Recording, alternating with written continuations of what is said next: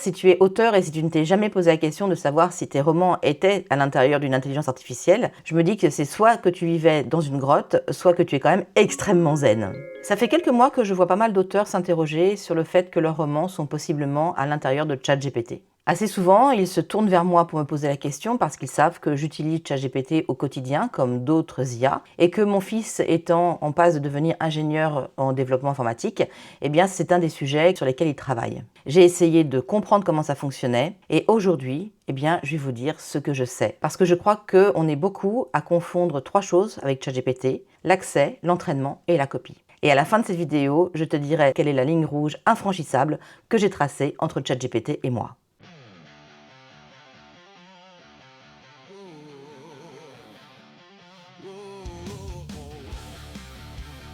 Bonjour, je suis Karine Carville, auteure hybride. J'ai écrit plus de 30 romans et aujourd'hui on va essayer de démêler le vrai du faux concernant quelque chose qui nous fait très peur dans le domaine artistique, ChatGPT, et en règle générale les intelligences artificielles. On va opposer nos fantasmes à la réalité technique, à la réalité juridique, et cela sans naïveté mais sans panique non plus. Alors, est-ce que ChatGPT a vraiment accès à mes romans? Bien sûr que non, sauf si mes romans sont accessibles. Mais laisse-moi commencer par t'expliquer ce que c'est qu'une intelligence artificielle conversationnelle. ChatGPT, comme la plupart des intelligences conversationnelles génératives, a été entraîné sur une base gigantesque de données qu'elle a trouvées sur Internet. Et cette base, en fait, elle est publiquement accessible, c'est-à-dire que toi comme moi, on pourrait consulter tous les textes et toutes les images et tous les documents que ChatGPT a consultés pour se nourrir. Ces données incluent des sites web, des forums, des pages Wikipédia, des articles, des livres qui sont tombés dans le domaine public, des titres, des sous-titres, des images, bref, vraiment tout ce à quoi tu peux toi-même avoir accès. Par contre, tout ce qui n'a pas été rendu public mais qui est tout de même sur Internet, du genre des fichiers privés, des choses qui ne sont pas référencées, des livres payants, ça, normalement, ChatGPT n'y a pas accès. Ce qui veut dire que si tu publies ton roman au format papier uniquement via KDP, donc Amazon, eh bien ChatGPT ne peut pas avoir accès à ces documents. Alors, du moins, c'est ce qui est dit, parce que dans la réalité, c'est un petit peu plus compliqué que ça. En 2023, OpenAI a confirmé que certains documents ont pu tomber dans la base de données d'entraînement de son intelligence artificielle. Tout simplement en étant sur Internet de façon illégale.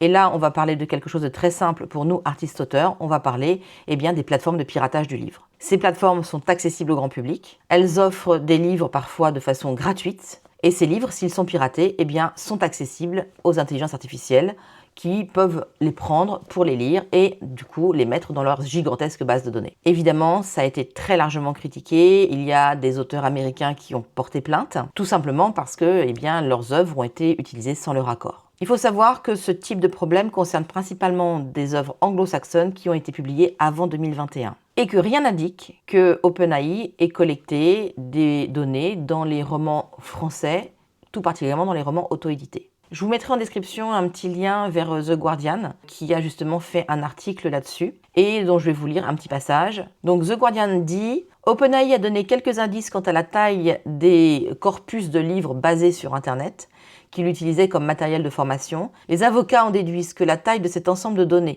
estimé à 294 000 titres, signifie que les livres ne pourraient être tirés que de bibliothèques fantômes. Donc en fait, ça veut vraiment dire que ces livres-là ont été clairement déposés de façon mal intentionnée sur des plateformes où ils n'étaient pas censés apparaître et que c'est sur ces plateformes-là que l'IA est passée et qu'elle s'est servie. Alors si on résume pour nous artistes-auteurs et artistes indépendants ce que ça veut dire, ça veut dire que si ton bouquin est sur KDP, même en numérique, techniquement, il ne peut pas être piraté via la plateforme Amazon. Ça veut dire aussi que si tu mets ton bouquin en PDF sur ton site perso, peu de chances qu'il soit piraté aussi. Surtout si tu mets un petit code d'accès parce que tu le distribues seulement à des personnes précises ou des personnes qui ont payé peut-être pour l'avoir. Donc ça limite aussi énormément les problématiques. Si tu as publié des textes sur Wattpad avant 2021, possiblement, ChatGPT et les autres intelligences artificielles sont peut-être passées dessus. Et puis, par contre, si tu mets ton texte dans ChatGPT, là, c'est cadeau pour lui. Donc, il prend ce texte et il peut effectivement l'inclure dans sa base de données. Donc, en fait, pour nous, artistes-auteurs, il faut se rendre compte qu'il y a deux grandes voies pour que nos romans se retrouvent dans ChatGPT. Soit parce qu'il était sur une plateforme de piratage auquel ChatGPT a eu accès, soit parce qu'on a utilisé ChatGPT pour écrire le roman, qu'on a mis des extraits de ce roman, ou le roman en entier même, dans cette intelligence artificielle, et du coup c'est devenu une base d'entraînement. Alors à partir de là, on pourrait se dire que tout ce qui est consultable sur Internet fait donc partie de la base de données de ChatGPT. En réalité, c'est faux, parce qu'il y a deux notions à prendre en compte, la notion de lecture publique et la notion de base d'entraînement. Un contenu est dit accessible en lecture publique à partir du moment où il est posté sur Internet et quand n'importe qui peut le consulter totalement librement. Il n'y a pas de mot de passe, il n'y a pas d'histoire d'abonnement, le contenu est simplement accessible en un clic. On va dire que c'est le cas de la plupart des articles qui sont postés sur les blogs, par exemple, que ça peut être le cas sur un extrait de livre qu'un éditeur aurait publié sur son site, que bien sûr c'est le cas pour tous les posts publics publiés sur Wattpad et les autres plateformes qui ressemblent à Wattpad.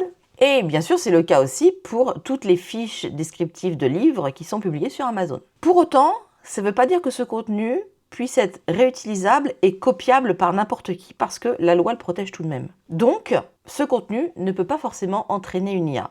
Et c'est là qu'on tombe dans, on va dire, le second point important, c'est justement cette base d'entraînement de l'IA. Ce qu'il faut comprendre, c'est que les IA, les intelligences artificielles, ne lisent pas les documents comme toi et moi.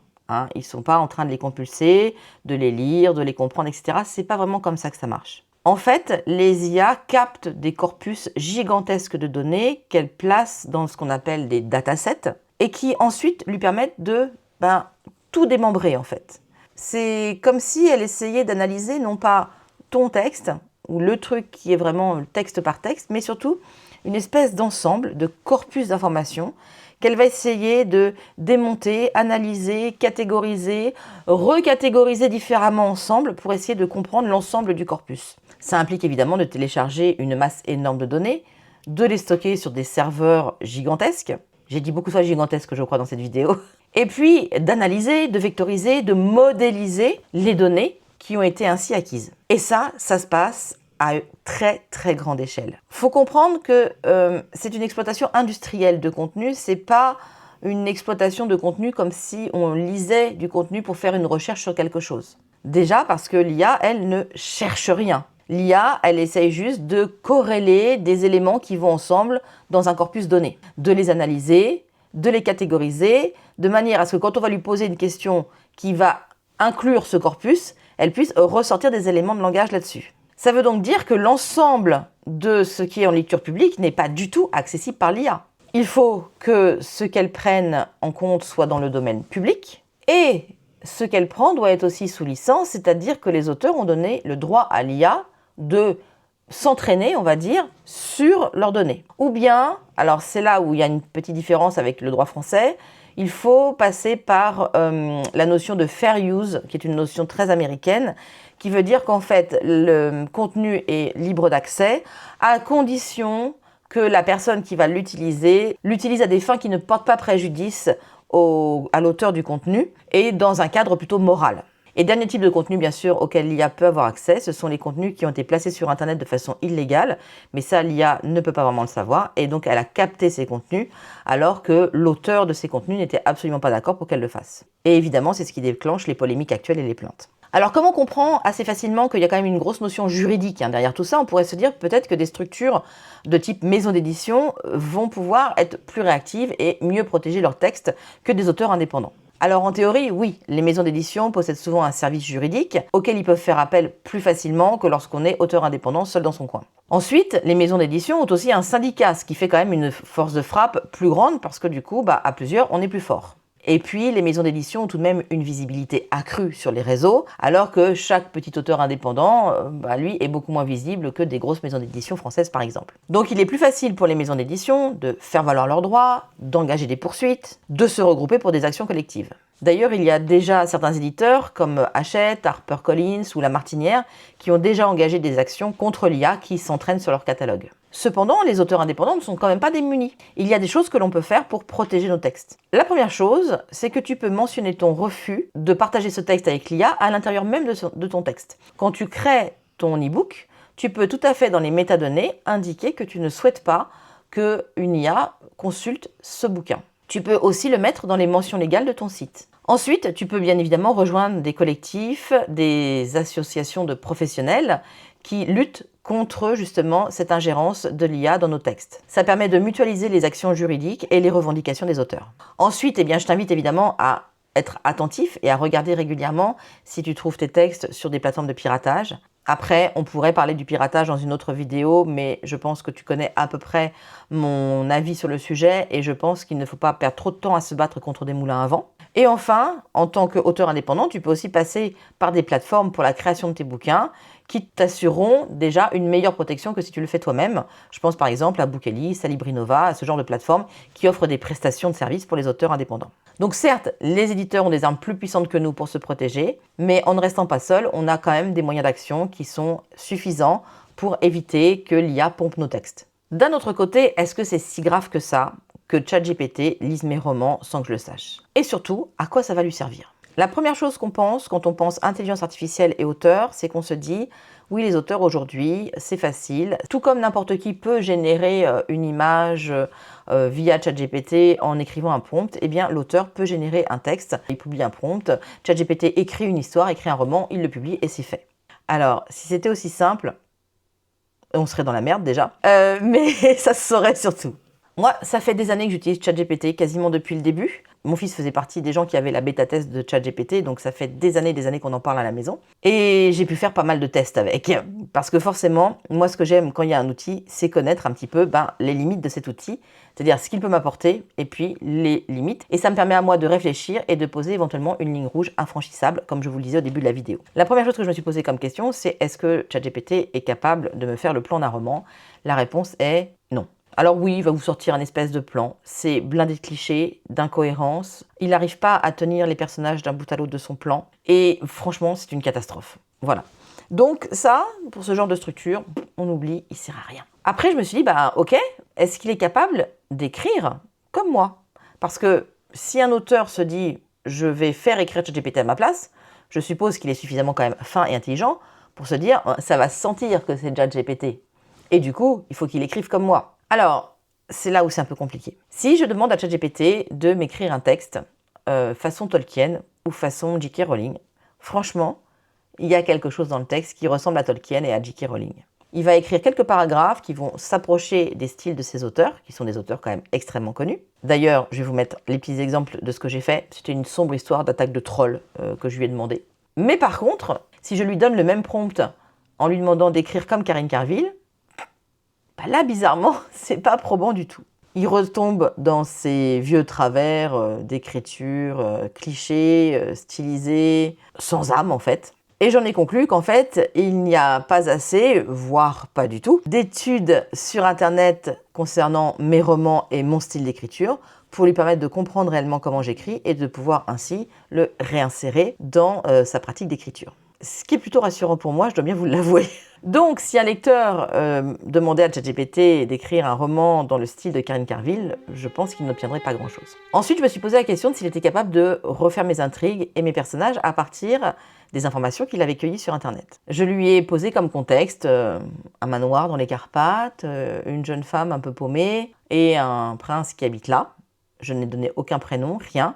Et avec ce prompt-là, ce qui est ressorti, ce n'est pas du tout l'histoire du prince Alexander. Ce qui veut dire qu'il n'est pas capable de repérer dans ce prompt que je parle d'un livre en particulier, et il ne va certainement pas, en tout cas, me redonner le résumé du livre tel quel pour m'inciter à l'écrire. Il est parti sur des idées totalement différentes des miennes, et là aussi c'est plutôt rassurant pour moi. Du coup, je me suis posé la question, après en mettant aussi ma casquette de formatrice en écriture, en me disant, est-ce que ChatGPT finalement dévalorise mon métier d'auteur? Alors la première réponse, c'est non, puisque je vois bien qu'il est incapable de m'imiter. Cependant, moi, ce que je vois auprès de mes coachés, c'est que ça produit quand même des effets assez néfastes. Tout d'abord, j'ai l'impression que ça amplifie le syndrome de l'imposteur, puisque mes jeunes auteurs, ceux qui n'ont pas encore publié de premier roman, ceux qui sont dans la galère de l'écriture, pour peu qu'ils mettent un petit peu le nez dans le ChatGPT, se rendent compte qu'en règle générale, il est capable d'écrire mieux qu'eux. Il choisit mieux ses mots, son champ lexical est bien plus vaste que le leur, et ça peut leur mettre quand même un sacré coup de frein dans leur créativité et sur leur production littéraire. Alors au début, bien sûr, ça leur paraît assez confortable d'utiliser ChatGPT et de monter ou de prémonter leurs paragraphes comme ça. Et puis, petit à petit, ils se rendent compte qu'ils ne sont pas capables d'écrire sans ouvrir une boîte de dialogue avec ChatGPT. ils deviennent en quelque sorte dépendants de cette intelligence artificielle, ou d'une autre, voilà, et du coup, ils se trouvent encore plus nuls qu'avant. Ensuite, le deuxième écueil que moi je vois par rapport à nos productions d'auteurs et à notre créativité, c'est une espèce d'illusion de la réussite. Parce que écrire avec l'aide de ChatGPT, c'est quand même monter rapidement en niveau d'écriture et en compétences rédactionnelles. Alors du coup, là aussi, c'est plutôt confortable, pour ne pas dire gratifiant pour l'auteur. Ça donne un petit peu l'illusion qu'on est meilleur que ce qu'on pensait, ça rassure un petit peu notre ego souvent assez malmené quand on est jeune auteur. Le problème, c'est que le retour à la réalité est assez brutal, parce que quand on demande à ces auteurs-là de rédiger un texte sans avoir la possibilité d'ouvrir une fenêtre conversationnelle avec ChatGPT, et bien là, c'est la dégringolade, et ils se retrouvent d'autant plus bloqués qu'ils se disent qu'ils n'arriveront jamais à être à la hauteur de cette intelligence artificielle. Et là, je vous invite à remonter quelques minutes plus tôt, quand je vous parlais du syndrome de l'imposteur. Et enfin, le troisième écueil que moi je vois auprès de mes coachés avec ChatGPT, c'est l'illusion du moindre effort. Parce que ça permet d'écrire plus vite, avec moins d'efforts. Donc c'est cool, non? On va dire qu'on peine moins à trouver les mots justes, que l'auteur va plus vite, qu'il trouve vite les bonnes tournures, et que dans un monde où quand on est auteur indépendant, il faut produire beaucoup de livres, c'est quand même vachement tentant. Parce que n'oublions pas que c'est la production et la sortie des livres qui permet à l'auteur d'avoir des rentrées financières. Donc si on fait un petit peu un raccourci, plus un auteur publie de livres, plus il a de chances de gagner plus d'argent. Le problème, c'est que quand il faut trouver des idées originales, quand il faut trouver des intrigues un peu retors, ChatGPT est vraiment pas très bon là-dessus. Il va sortir des clichés, il va sortir des choses communes, et en fait, selon moi, il faut un esprit humain, un cerveau un peu complexe, retors comme celui des auteurs, pour réussir à faire une intrigue qui va captiver le lecteur. Alors bien sûr, à côté de ça, on a le problème des auteurs qui, eux, ont sciemment décidé de faire écrire l'IA et qui s'en foutent complètement et qui publient massivement leurs textes sur KDP par exemple. Ça, je vous invite à reprendre ma dernière vidéo sur l'ISBN où j'en parle et où je vous cite même un petit passage de Reuters, je crois, qui avait publié un article sur le nombre de livres qu'on trouvait dans le KDP et qui disait avoir été écrits avec l'intelligence artificielle. Et je ne voudrais pas faire de raccourcis, mais je vois aussi pas mal de lectrices, de chroniqueuses sur Instagram, sur TikTok, etc. en ce moment, qui se plaignent de lire des textes qui se ressemblent tous. Et moi, j'en viens à me questionner sur le fait que est-ce que ces auteurs-là n'abusent pas un petit peu de l'intelligence artificielle et l'utilisent pour le coup à mauvais escient.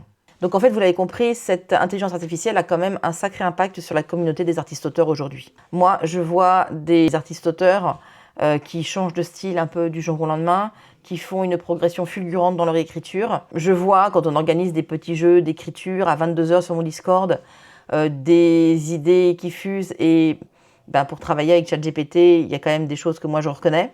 Je ne dis pas que c'est mal parce qu'on s'amuse beaucoup aussi, voilà, à prendre des idées complètement débiles. Il est très fort pour les idées débiles, donc ok. Mais en tout cas, il ne faut pas que ce soit un miroir aux alouettes. Il faut garder à l'idée que produire un texte en 3 minutes avec ChatGPT pour se marrer entre potes, ok. Produire un roman en s'appuyant sur ChatGPT, c'est quand même vachement plus dangereux pour notre créativité à venir. Et c'est comme ça que je vois aussi pas mal d'artistes-auteurs perdre l'envie d'écrire, arrêter d'écrire. Tout ça parce que finalement, ChatGPT les a un peu dégoûtés de l'écriture, même parfois de l'écriture de contenu pour leur réseau. Alors depuis le début, je vous parle de ma fameuse ligne rouge, je vous parle de mon positionnement personnel avec ChatGPT. Donc je vais vous dire moi là où j'en suis avec cette IA que je pratique, pour ne pas dire que je maîtrise depuis peut-être au moins 3 ans maintenant. Alors perso, j'ai effectivement placé une ligne non négociable et non franchissable entre ChatGPT et moi. Tout d'abord, j'ai décidé que cette IA ne serait jamais à l'origine de mes idées. Pourtant, je vous assure, j'ai testé. J'ai testé des créations de contenu en mode « j'ai pas d'idée ce matin, qu'est-ce que tu me proposes ?» Il est capable de sortir des idées. Le problème, c'est que ces idées-là, on les voit partout sur les réseaux sociaux. Donc, inutile de vous dire que pour moi, ça a été plutôt déceptif. Si on va même un peu plus loin que ça, moi j'ai peur qu'il y ait une espèce d'uniformisation de la pensée qui n'est pas du tout bonne pour l'être humain en général. Et pourtant, je vous ai dit, je m'en sers. Oui, je me sers de Chatou. Oui, c'est le petit nom que je lui donne entre lui et moi. Chatou, il est devenu un peu mon assistant personnel, surtout pour ce qui concerne tout ce qui est organisation.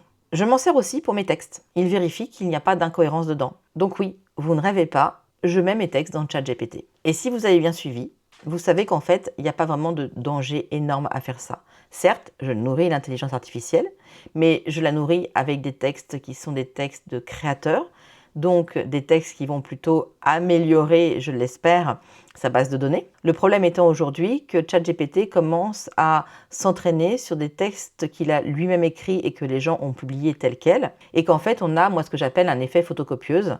Vous savez, les photocopies, quand vous faites la photocopie d'un document original, elle est plutôt propre. Mais si vous reprenez cette photocopie et que vous la refotocopiez et que vous reprenez la nouvelle photocopie et que vous la refotocopiez, au bout de 40 ou 50 photocopies, vous allez perdre énormément en qualité par rapport au document original. Et c'est un petit peu ce qui se passe avec les intelligences artificielles en ce moment. Tout simplement parce qu'elles commencent à s'entraîner sur leur propre création et là, on est beaucoup moins bon. Donc oui, mes romans, je les mets dans ChatGPT, tout ou partie, parfois juste des extraits quand j'ai besoin de vérifier quelque chose, parfois en entier quand j'ai du travail plus important à faire. Si c'est d'ailleurs un sujet qui t'intéresse, je t'invite à aller voir dans ma boutique parce qu'au mois de mai, je vais mettre en place un atelier justement sur comment bien utiliser l'intelligence artificielle, donc ChatGPT particulièrement, lorsqu'on est artiste-auteur. ChatGPT a aussi remplacé une grande partie de mes dictionnaires, particulièrement mes dictionnaires de synonymes, de champs lexicaux, etc. Alors, je ne me baladais plus avec des pavasses comme ça depuis au moins 10 ans, mais j'avais des liens vers des sites qui me permettaient de travailler les champs lexicaux et les synonymes. Eh bien aujourd'hui, généralement, j'ouvre une discussion avec ChatGPT et je lui balance bêtement mes questions. Et j'avoue que c'est aussi un gain de temps. Il me sort la liste des synonymes possibles sur un mot quand j'hésite ou quand je veux le remplacer parce qu'il y a une répétition, et c'est assez efficace. Ensuite, ChatGPT va m'aider aussi à poser un regard neuf sur mon écriture, parce que je m'en sers aussi comme avis critique, un peu comme si c'était un comité de lecture.